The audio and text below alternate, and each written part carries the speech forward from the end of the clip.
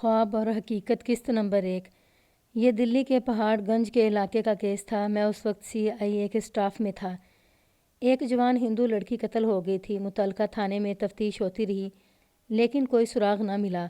اگر یہ لوگ معمولی سے لوگ ہوتے تو قاتل پکڑا جاتا یا کیس عدم پتہ قرار دے دیا جاتا، لیکن مقتولہ کا باپ اور اس کے خاوند کا باپ بہت بڑے سیٹھ تھے اور دونوں سیاسی میدان کے آدمی تھے۔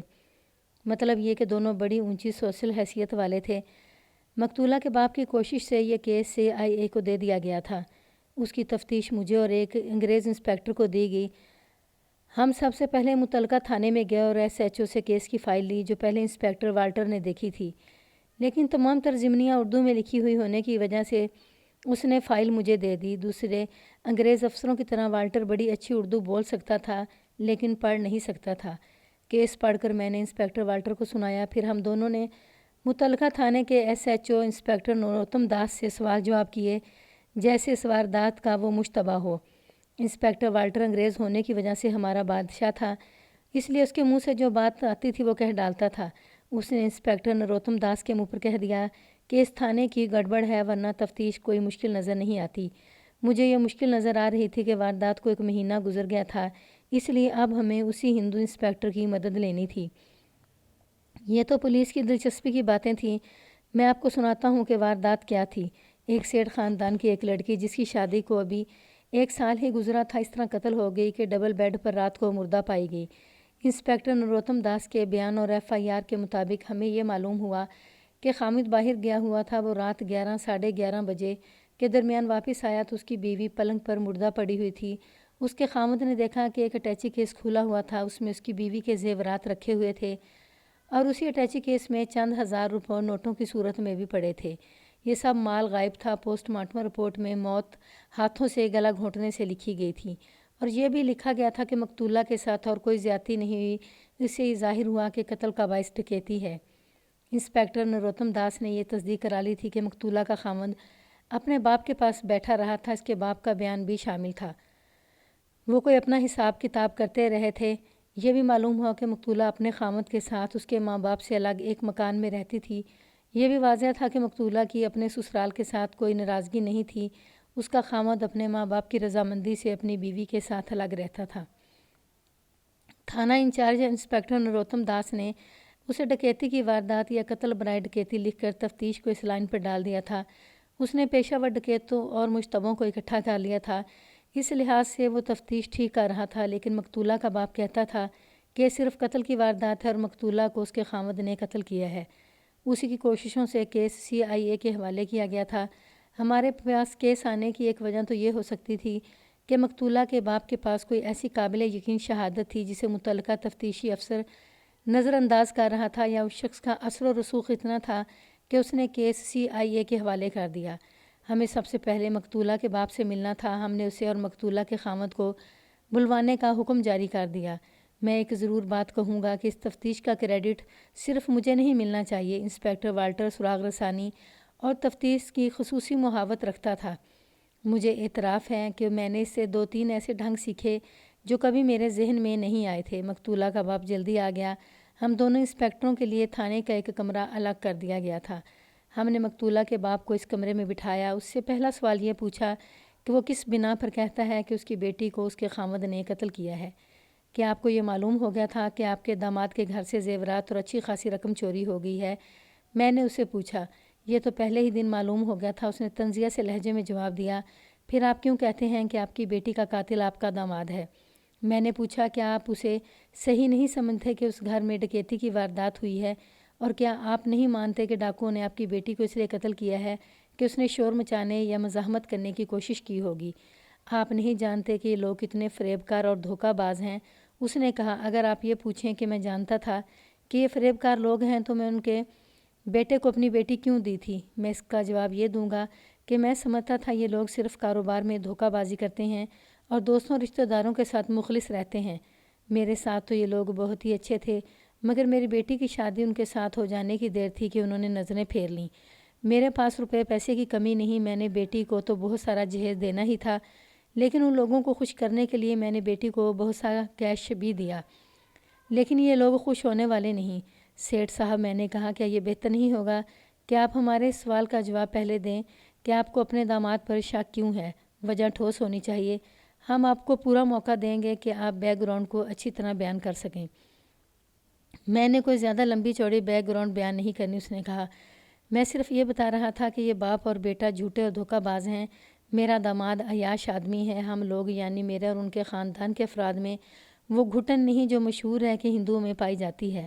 ہم سب تعلیم یافتہ لوگ ہیں اور ہمارے لڑکے اور لڑکیاں سوسائٹی میں گھومتے پھرتے ہیں۔ آپ یوں کہہ لیں کہ ہم روشن خیال لوگ ہیں۔ میرے داماد نے میری بیٹی کو خود اپنے ساتھ لے کر دوستوں سے متعارف کروایا، اسے بڑے ہوٹلوں اور مختلف دعوتوں وغیرہ میں بھی لے جاتا رہا۔ پھر اس نے خود اس پر الزام لگانے شروع کر دیے کہ یہ خراب ہو گئی ہے۔ کیا وہ کسی خاص آدمی کا نام لیتا تھا؟ انسپکٹر والٹر نے پوچھا۔ یا وہ کہتا تھا کہ یہ دوستیاں لگاتی پھرتی ہے؟ وہ کسی کا نام نہیں لیتا تھا، اس نے جواب دیا۔ میری بیٹی جب بھی گھر آتی تھی تو یہی رونا روتی تھی کہ اس کے خاوند کا اس کے چال چلن پر شک ہے۔ اسی پر ان کی آپس میں جھک جھک ہوتی رہتی تھی۔ کیا خاوند نے اس پر یہ پابندی عائد کی تھی کہ باہر نہ جایا کرے؟ انسپکٹر والٹر نے پوچھا۔ نہیں، اس نے جواب دیا۔ میں آپ کو وہ باتیں بتا رہا ہوں جو بیٹی اپنی ماں کے ساتھ یا اپنے بھائی کے ساتھ کرتی تھی۔ ہم نے اسے پوچھا تھا کہ خاوند نے اس پر کوئی ناروا پابندی تو نہیں عائد کی؟ بیٹی نے بتایا تھا کہ باہر جانے سے وہ نہیں روکتا۔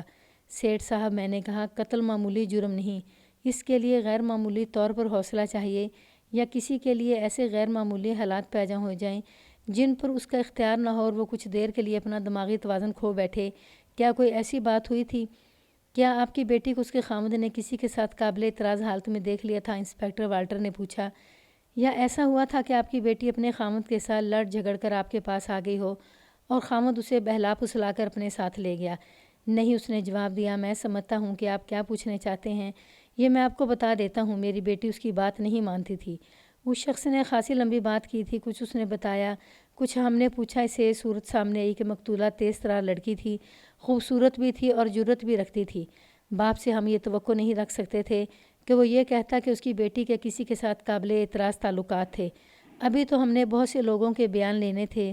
ہم نے اس سے پوچھا کہ ایسے حالات تو پیدا نہیں ہوئے تھے کہ مقتولہ کے خاوند نے غصے سے بے قابو ہو کر اسے قتل کر دیا گیا ہو، لیکن یہ معلوم نہیں کہ مقتولہ کے خاوند میں قتل کی جرأت ہے یا نہیں۔ ہم نے اس سے پوچھا کہ اس معاملے میں اس کی کیا رائے ہے۔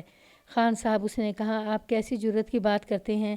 گھر میں دولت ہو اور یاری اونچی قسم کے غنڈے بدماشوں کے ساتھ ہو تو جرأت آ ہی جاتی ہے۔ ہم نے اس سے پوچھا کہ یہ اونچی قسم کے غنڈے بدماش کون ہیں؟ اس نے جو تشریح کی اس سے پتہ چلا کہ وہ غنڈے نہیں جو گلیوں اور بازاروں میں چرس کا کش لگا کر اور جیب میں چاقو ڈال کر گھومتے پھرتے رہتے ہیں اور تکیوں پر جا کر جوا کھیلتے ہیں اور جن سے کرائے کی غنڈہ گردی بھی کرائی جا سکتی ہے۔ ان غنڈوں کو سیاسی لیڈر اور دیگر امیدوار الیکشن کے دنوں میں استعمال کرتے ہیں۔ مقتولہ کا باپ جنہیں غنڈے بدماش کہتا تھا، انہیں ہم امیر زادے اور شہزادے کہا کرتے تھے۔ یہ اندھی دولت والے سیٹھوں، جاگیرداروں اور اعلیٰ افسروں کے بیٹے ہوتے تھے۔ ان میں نوابوں کے بیٹے بھی شامل ہوتے تھے۔ یہ عیش و عشرت میں پڑے رہتے اور کہیں غنڈہ گردی کرنی ہوتی تو خود نہیں کرتے تھے، بلکہ گھٹیا درجے کے بازاری غنڈوں کو پیسے دے کر غنڈہ گردی کرواتے تھے۔ یہ نسل پاکستان میں بھی پائی جاتی ہے۔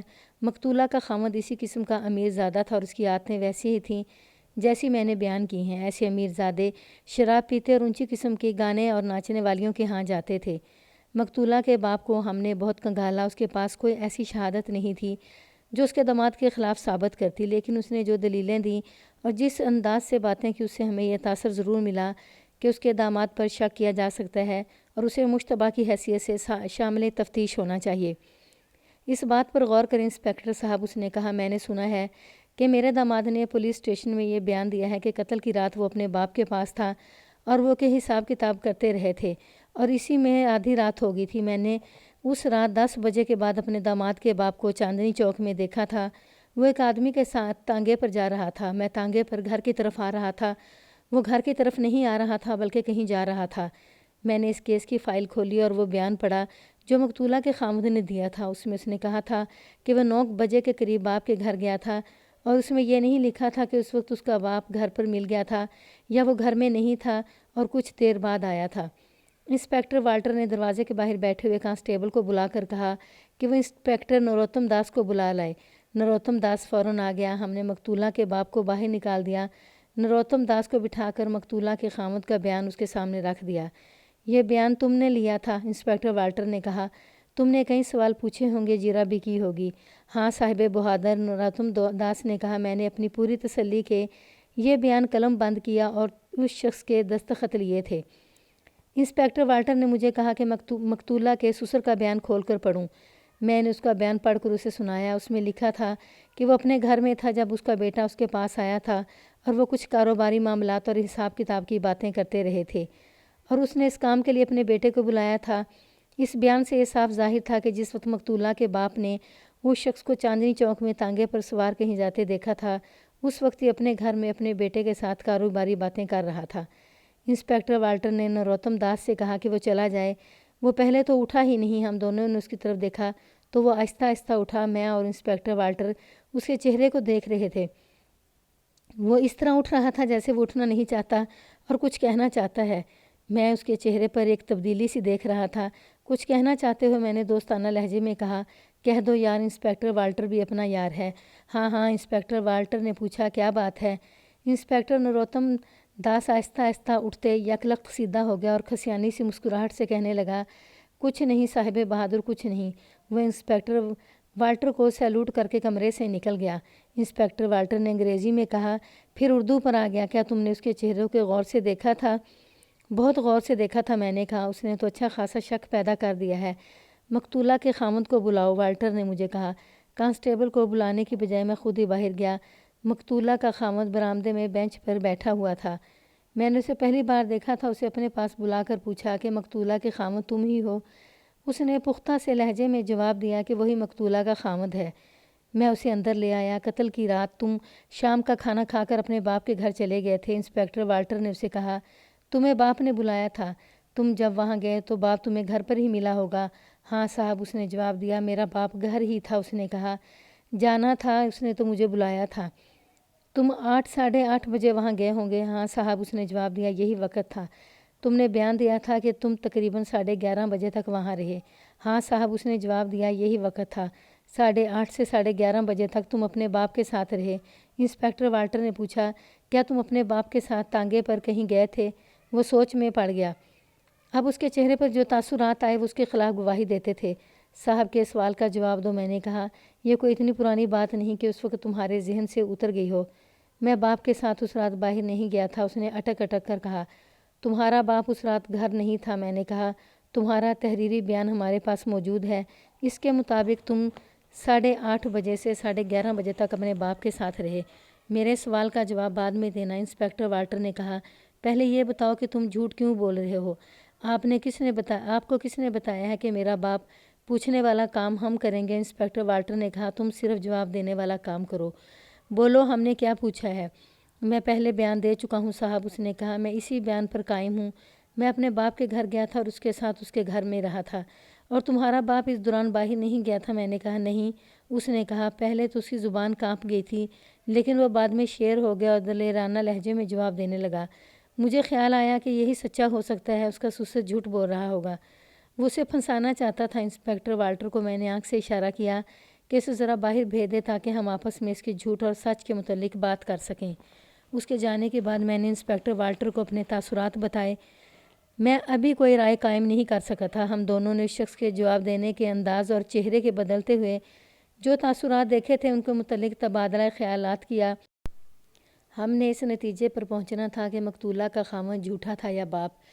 اگر خامند جھوٹا تھا تو اس پر قتل کا شک کیا جا سکتا تھا، یا یہ معلوم کرنا تھا کہ خامند نے اگر جھوٹ بولا تھا تو کیوں بولا تھا۔ جھوٹ بلا وجہ نہیں ہو سکتا تھا۔ آخر ہم دونوں نے مقتولہ کے سسر کو بلانے کا فیصلہ کیا۔ کچھ دیر بعد وہ آ گیا۔ میں آپ کو یہ بتانا ضروری سمجھتا ہوں کہ اس قسم کے روایتی ہندو نہیں تھے جن کی دھوتیاں، توندیں اور سر پر لمبی لمبی بودیاں مشہور ہیں۔ یہ کوٹ اور پتلونیں پہننے والے ہندو تھے۔ مقتولہ کا سسر آیا تو ہم نے کوٹ پتلون میں ملبوس دیکھا۔ اس نے ٹائی باندھ رکھی تھی۔ اس کی چال ڈھال اور اس کے بولنے کا انداز ہندوستانیوں جیسا فدویانہ نہیں تھا کہ ایک انگریز پولیس انسپکٹر سے مروب ہو کر جھک جھک کر باتیں کرتا۔ اس نے آتے ہی ایسے لہجے میں ہم سے پوچھا کہ ہم نے اسے کیوں بلایا ہے، جیسے وہ ہم سے جواب طلبی کر رہا ہو۔ آپ تشریف رکھیں۔ میں نے اپنے آپ کو اسے بہت چھوٹا ثابت کرنے کے لیے کہا۔ تھوڑا سا وقت ہمیں بھی دے دیں۔ یہ تو ہے کہ آپ کی بہو کے قتل کے سلسلے میں، لیکن یہ کام ہمارے سپرد کیا گیا ہے کہ قاتل کا سراغ لگائیں۔ ہمیں آپ کی مدد کی ضرورت ہے۔ میں تو اس گھڑی کو روتا ہوں جب اس لڑکی کو اپنے بیٹے کے لیے بیاہ کر لایا تھا۔ اس نے کہا، کیوں؟ میں نے پوچھا۔ کوئی بدمعاشی کرتی تھی وہ؟ میں یہ تو کہہ سکتا ہوں کہ بدمعاشی کرتی تھی، اس نے جواب دیا، لیکن میں یہ نہیں بتا سکتا کہ اس کے تعلقات کس کے ساتھ تھے یا کتنے آدمیوں کے ساتھ تھے۔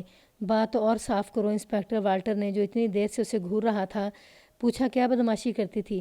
خاوند کے قابو سے باہر ہو گئی تھی، اس نے جواب دیا، اور سیر سپاٹے کی عادی تھی۔ آپ کا بیٹا آپ سے الگ کیوں رہتا تھا؟ میں نے پوچھا۔ میرے بیٹے کا دماغ خراب ہو گیا تھا، اس نے جواب دیا۔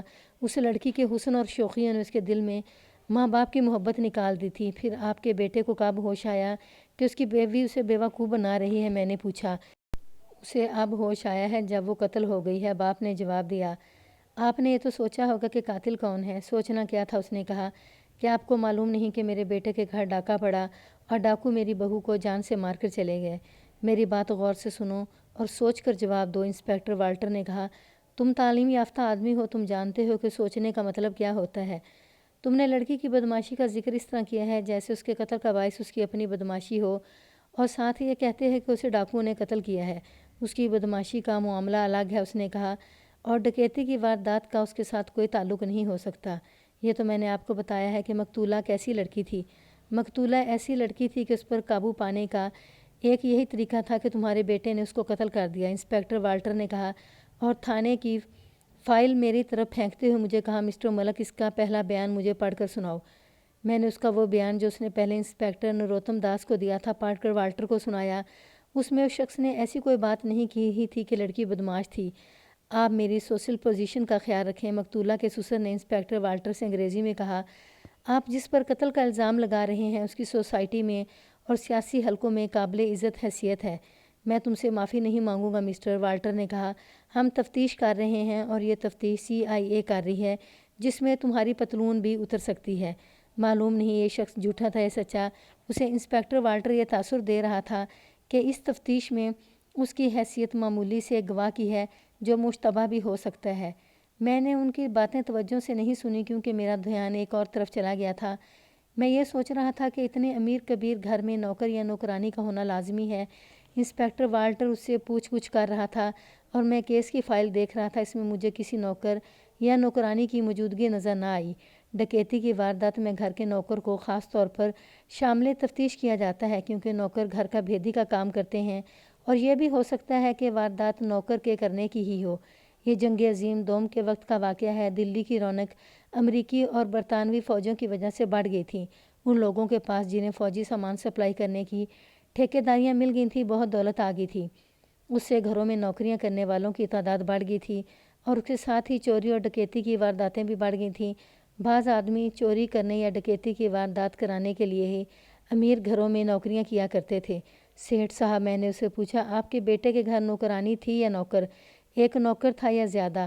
اس سوال پر وہ پریشان ہو گیا۔ اس سے پہلے وہ ہر سوال کا فوراً جواب دیتا تھا، لیکن اب اس کا رد عمل ایسا ہوا جو پولیس کی نگاہ میں بلا وجہ نہیں تھا۔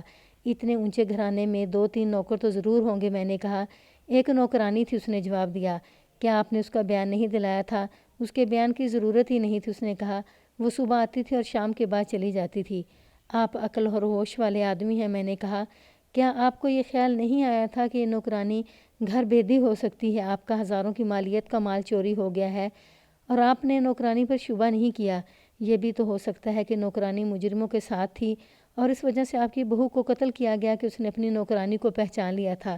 اس سے کیا پوچھتے ہو؟ انسپکٹر والٹر نے مجھے کہا۔ اسے الگ بٹھاؤ، انسپکٹر نروتم کو بلاؤ۔ فوراً بعد انسپکٹر نروتم داس ہمارے سامنے کھڑا تھا اور مقتولہ کے سسر کو اس کی ہدایت کے ساتھ ایک کانسٹیبل کے حوالے کر دیا گیا تھا کہ کسی کے ساتھ بات نہ کرے۔ کیا اس گھر میں کوئی نوکر یا نوکرانی نہیں تھی؟ انسپکٹر والٹر نے انسپکٹر نروتم داس سے پوچھا۔ میرا خیال ہے کہ نوکر بھی نہیں تھا اور کوئی نوکرانی بھی نہیں تھی، نروتم نے ایسے انداز سے جواب دیا جیسے اسکول کا کوئی نالائق بچہ ماسٹر کے سوال کا جواب دیتے ہوئے یہ یقین نہ رکھتا ہو کہ اس کا جواب صحیح ہوگا۔